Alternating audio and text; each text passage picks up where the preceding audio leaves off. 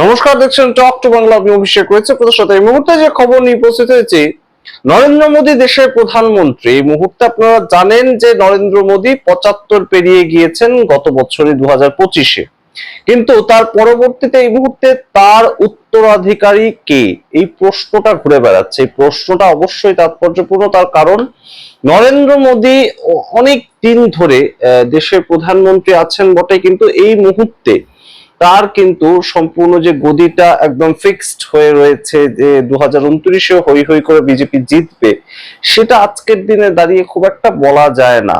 অর্থাৎ নরেন্দ্র মোদী 2029-এ বিজেপির পক্ষ থেকে মুখ, সেটা ঠিক, কিন্তু 2029-এ কি মানুষ শেষ পর্যন্ত ভোট দেবেন, এই প্রশ্নটা উঠছে। তার কারণটা কি? তার কারণটা একটা জায়গাতে কিন্তু মানুষের কোথাও একটা ক্ষোভ পুঞ্জীভূত হচ্ছে, সেটা বোঝা যাচ্ছে অন্তত ডিজিটাল যে আন্দোলনটা রিসেন্টলি শুরু হয়েছে সেখানে। এবং নরেন্দ্র মোদীর যে একদম পলিটিক্সটা এতদিন ধরে চলছে, একই পদ্ধতিতে পলিটিক্স চলছে, সেখানে হিন্দুত্বের রাজনীতি রয়েছে, সেখানে অবশ্যই ডবল ইঞ্জিনের স্বপ্ন দেখানো রয়েছে, বিভিন্ন ভাবে চলছে 2014 থেকে। সেইটা কিন্তু একটা কোথাও গিয়ে একটু ধাক্কা খাচ্ছে, অন্তত ভোট বাক্সে না হলেও। ভোট বাক্সে অবশ্যই আমরা দেখতে পেয়েছি 2024-এর পর থেকে ইলেকশনে যখন বিজেপি বেশ খানিকটা ধরাশায়ী হলো, তারপর থেকে তারা তাদের সমস্ত দিক থেকে অনেকটা আঁটোসাঁটো, অনেকটা ভালো কাজ করছে, সাংগঠনিক ভাবে। কিন্তু প্রত্যেকটা রাজ্য জয় হলেও বিজেপির ক্ষেত্রে 2029-এর লড়াইটাকে এতটাই সহজ হবে? এবং 2029-এর লড়াইয়ের পরবর্তীতে নরেন্দ্র মোদী যখন 80 বছর বয়সী হয়ে যাবেন 2031-এ, তার পরবর্তীতে তার উত্তরাধিকারী কে, এই প্রশ্ন এই মুহূর্তে ঘোরাফেরা করতে শুরু করেছে অলরেডি রাজনীতিতে। এবং সেটাকে নিয়েই আজকের এই প্রতিবেদন, যে যোগী আদিত্যনাথ যার নামটা উঠে আসছে, তাকে কোথাও কি গিয়ে এই মুহূর্তে একটু সাইডলাইন করার চেষ্টা চলছে। কারণ নরেন্দ্র মোদীর পরবর্তীতে হিন্দুত্বের রাজনীতি করা এবং নিজের ক্যারিশমায় রাজনীতি করা, অর্থাৎ পার্টির ক্যারিশমাটা তো অবশ্যই একটা ফ্যাক্টর, কিন্তু নিজের ক্যারিশমায় রাজনীতি করা, সেটা কিন্তু যোগী আদিত্যনাথ করে দেখাচ্ছেন। কিন্তু অন্যান্য কিছু নামও ঘুরে বেড়াচ্ছে রাজনৈতিক মহলে, অন্যান্য কিছু নামও ঘুরে বেড়াচ্ছে। সেই নামগুলোকে এবং তারা কোন কোন দিক থেকে উঠে আসছেন, সেগুলো আপনাদের সামনে আজকে বিস্তারিত ব্যাখ্যা করব। এবং এই ক্ষেত্রে অবশ্যই আপনারা জানেন যে অমিত শাহ নরেন্দ্র মোদীর পরবর্তীতে গুরুত্বপূর্ণ একটা নাম।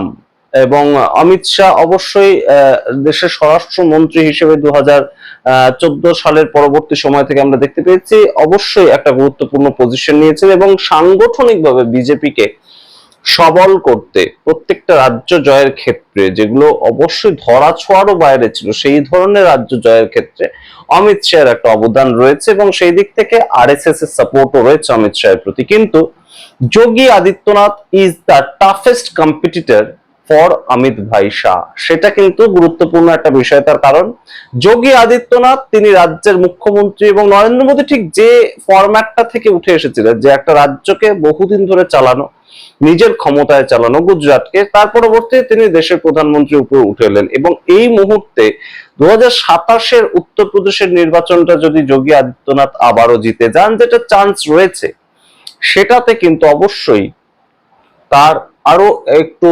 প্যাসেজটা খুলে যাবে, কারণ আরএসএস এর ব্যাকআপটা রয়েছে যোগী আদিত্যনাথের সঙ্গে। এবং তার যে চেহারা, তার যে পোশাক, তার যেভাবে কথা বলার ধরন, তাতে হিন্দুত্বের রাজনীতি, যেটা আরএসএস এর মূল একদম এজেন্ডা, যে হিন্দুস্তান ইজ ফর হিন্দুজ, এই যে জায়গাটা, এটা কিন্তু যোগী আদিত্যনাথ একদম প্রয়োগ করার মতন, একদম মাটিতে প্রয়োগ করার মতন একজন গুরুত্বপূর্ণ নেতা হয়ে উঠছেন। এবং আসামের রাজনীতিতে আমরা দেখেছি, বাংলার রাজনীতিতে দেখেছি, যোগী আদিত্যনাথের ডিমান্ড রয়েছে, তাকে শুনতে চাইছেন, তার ভালো দিকের জন্য বা খারাপ দিকের জন্য তাকে শুনতে চাইছেন বিজেপির যারা সদস্য রয়েছেন তারা। তো সেই জায়গা থেকে যোগী আদিত্যনাথের যে একদম বাড়তি পপুলারিটি, সেটা যেমন বাড়ছে, তার সঙ্গে হিন্দুত্বের একটা ছবি, তার সঙ্গে আরএসএস সাপোর্ট, সেটাও কিন্তু রয়েছে। কিন্তু আরো কিছু নাম এই মুহূর্তে ঘুরে বেড়াচ্ছে, ঠিক যেমন ভাবে একটা সময় আলোচনা হতো যে পণ্ডিত নেহেরু, তারপর কংগ্রেসের হাল কে ধরবেন। তো সেই দিক থেকে আমরা দেখতে পেয়েছিলাম ইন্দিরা গান্ধী একদম তার সুযোগ্য কন্যা হিসেবে হাল ধরেছিলেন। কিন্তু সেই জায়গা থেকে এই মুহূর্তে নরেন্দ্র মোদী, তার তো পুত্র বা কন্যার জায়গাটা নেই, তো সেই ক্ষেত্রে সাংগঠনিকভাবে তার হালটা কে ধরবেন? কারণ 31শে মার্চ সময়টা অত্যন্ত গুরুত্বপূর্ণ নরেন্দ্র মোদীর জন্য। তার কারণ 31শে মার্চ পর্যন্ত তিনি যদি ভারতবর্ষের প্রধানমন্ত্রী থাকতে পারেন, তাহলে তিনি পণ্ডিত নেহেরু, জওহরলাল নেহেরু, তার যে রেকর্ড যে এতদিন ধরে একটানা প্রধানমন্ত্রী থাকা, সেটা জওহরলাল নেহেরু ছাড়া আর কেউ ছিলেন না। তো সেই জায়গাটা, সেই রেকর্ডটাকে নরেন্দ্র মোদী কিন্তু পেরিয়ে যাবেন 2031 মার্চ অব্দি যদি তিনি থাকেন। তো সেই জায়গায় এই মুহূর্তে কয়েকটা নাম উঠে আসছে, আপনাদের সামনে রাখবো। দেবেন্দ্র ফডনবিস, আপনারা জানেন মহারাষ্ট্রের মুখ্যমন্ত্রী বর্তমানে, এবং অত্যন্ত স্মার্ট একজন মানুষ মহারাষ্ট্রের মুখ্যমন্ত্রী, এবং নরেন্দ্র মোদীর খুব কাছাকাছির মানুষ দেবেন্দ্র ফডনবিস। তাকে কিন্তু একটা ফেস হিসেবে নরেন্দ্র মোদী উঠিয়ে আনতে পারেন, সেটা আরএসএস বা বিজেপির সংগঠন নয়, নরেন্দ্র মোদীর খুব কাছের লোক। এবং আপনাদেরকে জানাই এই মুহূর্তে নরেন্দ্র মোদীর কাছের লোককে সেই অনুযায়ী কিন্তু মিনিস্ট্রি ভাগ হচ্ছে। এবং আপনারা এটা মিলিয়ে দেখুন যে যারা যারা নরেন্দ্র মোদীর কাছের বা নরেন্দ্র মোদীর লবের বা নরেন্দ্র মোদীর সঙ্গে সঙ্গে বিভিন্ন সময় থাকেন, তারাই কিন্তু গুরুত্বপূর্ণ মিনিস্ট্রি গুলো কিংবা বিভিন্ন রাজ্যের মুখ্যমন্ত্রীর পদগুলো পাচ্ছে। এটা অস্বীকার করার কোনো জায়গা নেই, এবং সেটা কিন্তু অমিত শাহের কাছাকাছির লোক পাচ্ছেন না। এবং আপনাদেরকে এই মুহূর্তে জানাই যে যেটা বললাম, দেবেন্দ্র ফডনবিস তিনি এই পদের উত্তরাধিকারী হতে পারেন, কারণ স্মার্ট, ইংলিশ বলতে পারেন, শিল্পপতিদের সঙ্গে ভালো ডিল করতে পারেন, মহারাষ্ট্রের মতো একটা স্টেটকে সামলাচ্ছেন। যখন সেখানে একদম একনাথ শিন্ডের সরকার চলতো, একনাথ শিন্ডে মুখ্যমন্ত্রী ছিলেন, তখনও দেবেন্দ্র ফডনবিস একদম বকলমে সরকারটা চালাতেন। এগুলো তার অভিজ্ঞতা রয়েছে সাংগঠনিক ভাবে, কিভাবে অন্য পার্টিকে একদম নিজেদের দিকে আনতে হয়, অন্য পার্টির সঙ্গে অ্যালায়েড হতে হয়, এবং তার মাধ্যমে ঢুকে নিজে মুখ্যমন্ত্রী ইত্যাদি ঘটনাগুলো তার একটা অভিজ্ঞতা রয়েছে বাস্তবিক।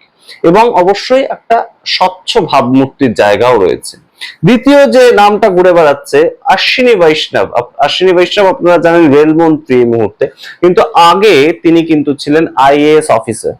অশ্বিনী বৈষ্ণব আইএএস অফিসার ছিলেন, এবং পরবর্তীতে তিনি হয়ে যান একদম বিজনেস এন্টারপ্রেনিয়র। তার পরবর্তীতে তিনি এই মুহূর্তে ভারতবর্ষের রেলমন্ত্রী। এবং রেলমন্ত্রী শুধু আপনারা জানেন বটে, কিন্তু তার সঙ্গে সবচেয়ে বেশি মন্ত্রক যদি মোদী ক্যাবিনেটে কেউ পেয়ে থাকে, সেটা কিন্তু অশ্বিনী বৈষ্ণব। তার কারণ রেলের সঙ্গে, রেল তো সবচেয়ে গুরুত্বপূর্ণ, তাই আপনারা জানেন যে ভারতবর্ষের রেলমন্ত্রী অশ্বিনী বৈষ্ণব, কিন্তু তার সঙ্গে information technology, information and broadcasting, তার সঙ্গে ইলেকট্রনিক্স, প্রত্যেকটা মন্ত্রক এগুলো অশ্বিনী বৈষ্ণব সামলাচ্ছেন। প্রত্যেকটা মন্ত্রকের যদি মন্ত্রী হিসেবে আপনারা সার্চ করেন, তাহলে দেখবেন অশ্বিনী বৈষ্ণব। ডিজিটাল ইনফ্রাস্ট্রাকচার, প্রত্যেকটা এইগুলো কিন্তু অশ্বিনী বৈষ্ণব সামলাচ্ছে। এছাড়া বিভিন্ন কিছু রয়েছে, কিন্তু এই প্রত্যেকটা ডিপার্টমেন্টের আলাদা আলাদা মন্ত্রী হওয়ার কথা ছিল, কিন্তু সবকটা দায়িত্ব, এতগুলো ডিপার্টমেন্ট, এতগুলো কাজ, এতগুলো ফরম্যাট প্রত্যেকটা দেওয়া হয়েছে অশ্বিনী বৈষ্ণবকে। তার কারণ তিনি একজন আইএএস অফিসার ছিলেন, একজন ভালো স্টুডেন্ট ছিলেন স্টুডেন্ট লাইফে, এবং সবচেয়ে গুরুত্বপূর্ণ যে জায়গাটা, আধিকারিক হিসাবে নরেন্দ্র মোদীর সেই সময়কার তিনি একজন খুব কাছের ঘনিষ্ঠ মানুষ, যে সময়টায় নরেন্দ্র মোদী গুজরাটের মুখ্যমন্ত্রীও হননি। অর্থাৎ 2000 সালের আগে অশ্বিনী বৈষ্ণব যখন আধিকারিক, তখন নরেন্দ্র মোদী ছিলেন গুজরাটের একজন বিজেপি কার্যকর্তা। সেই জায়গা থেকে উঁচু লেভেলের কার্যকর্তাই ছিলেন, কিন্তু বিজেপির কার্যকর্তা ছিলেন। সেই জায়গা থেকে অশ্বিনী বৈষ্ণব, তার সঙ্গে কিন্তু ঘনিষ্ঠতা, এবং অবশ্যই অশ্বিনী বৈষ্ণব কিন্তু একটা দাবিদার নরেন্দ্র মোদীর পছন্দের লোক হিসেবে অন্তত কিন্তু তার নামটাও আসে। এবং শেষ নাম, আপনারা যেটা অনেক ক্ষেত্রেই বেশ খানিকটা হয়তো ভাবতেই পারছেন না, যেটা অবশ্যই অমিত শাহ কিংবা যোগী আদিত্যনাথ তাদের বাইরে একটা নাম, সেই নামটা অবশ্যই কিন্তু চর্চা এই মুহূর্তে চলছে বিভিন্ন জায়গায়। একজন ব্লু আইড বয় হিসেবে পরিচিত। তার কারণ এই মুহূর্তে নরেন্দ্র মোদী নিজের মুখে একদম বলছেন যে আমি কার্যকর্তা, এবং আরেকজন যার নাম আমরা বলবো তিনি বস আমার। তিনি কে? এই মুহূর্তে বিজেপির সর্বভারতীয় সভাপতি নীতিন নবীন। আচ্ছা আপনারা বলুন তো, 2025 সালের ডিসেম্বর মাস নাগাদ, তার ঠিক আগে যখন বিহার ভোটটা হয়ে গেল, তখনও পর্যন্ত আপনারা নীতিন নবীনের নাম কেউ শুনেছিলেন? আমাদের যারা দর্শক, আমরা জিজ্ঞেস করছি, নীতিন নবীন অবশ্যই অনেক দিনের রাজনীতিবিদ, তেমন একটা বিষয় রয়েছে, প্রায় 20 বছরের উপর তিনি এমএলএ, বিহারে তিনি বিভিন্ন সময় রাজনীতি করেছেন, কিন্তু এত গুরুত্বপূর্ণ একজন মানুষ হয়ে উঠলেন কবে তিনি? তিনি এই মুহূর্তে যে একদম সরাসরি উঠে এসেছেন, তার পেছনে কিন্তু তার বাবার একটা রাজনৈতিক কেরিয়ার রয়েছে। এবং অবশ্যই এই যে নীতিন নবীন, নবীন অ্যাকচুয়ালি তার বাবার নাম। তো এই নবীন বাবু ছিলেন নরেন্দ্র মোদীর রাজনৈতিক গুরুস্থানীয় যারা, তাদের মধ্যে একজন। এবং সেই জায়গা থেকেই নরেন্দ্র মোদীর অত্যন্ত কাছের এবং অত্যন্ত ভরসার একজন পাত্র যদি কেউ হয়, সেটা কিন্তু নীতিন নবীন। আমরা বলছি না যে তিনি একদম প্রধানমন্ত্রীর জায়গায় চলে যাবেন, কিন্তু নরেন্দ্র মোদী এই মুহূর্তে ডিসিশন মেকার। তিনি আরএসএস এবং তিনি বিজেপি, দুই এর মধ্যে একটা সমন্বয় স্থাপন করে চলেন।